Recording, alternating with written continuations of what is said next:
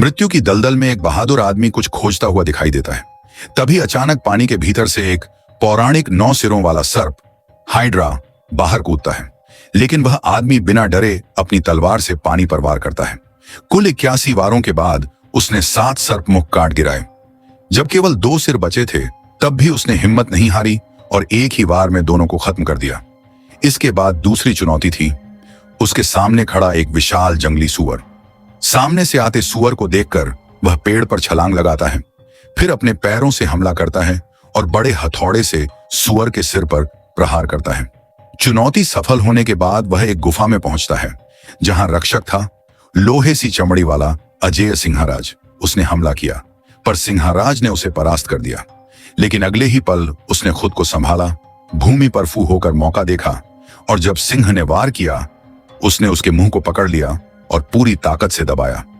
अंत में सिंहराज उसका सिरपोश बन गया। इस आदमी की ऐसी शक्ति का कारण था वह देवताओं के राजा जुस का नाजायज पुत्र था। पर यह बात देवी हेरा को बिल्कुल पसंद नहीं आई। हेरा को यह अपमान लगा और उसने अपनी आंखों से 2 सर्प छोड़े ताकि उस बालक को मार सके। परंतु यह बालक अर्धदेव हरक्यूलिस जन्म से ही बलवान और तीक्ष्ण बुद्धि वाला था। उसने दोनों सर्पों को अपने नन्हे हाथों से ही कुचल डाला। समय के साथ उसकी प्रसिद्धि इतनी बढ़ी कि वह एथेंस के राजा के समान माना जाने लगा। परंतु ईर्ष्यालु राजा यह सहन नहीं कर सका और उसने उसके प्याले में जहर मिला दिया। फिर 3 खूंखार कुत्तों को छोड़ दिया ताकि वे हरक्यूलिस की पत्नी और बेटे पर हमला करें, जिससे उसे लगे कि उन्हीं के हाथों वह त्रासदी हुई। राजा ने इस अवसर का लाभ उठाकर हरक्यूलिस को एथेंस से निर्वासित कर दिया। निर्वासन के वर्षों में हरक्यूलिस ने अपने साथियों के साथ अनगिनत युद्ध जीते, पर आज उसके भतीजे को समुद्री डाकुओं ने पकड़ लिया था और उसे निर्दयी यातना देने की तैयारी कर रहे थे। समुद्री डाकू सरदार ने आदेश दिया कि रस्सी में आग लगा दो ताकि वे उसके चेहरे का डर देखकर आनंद ले सकें।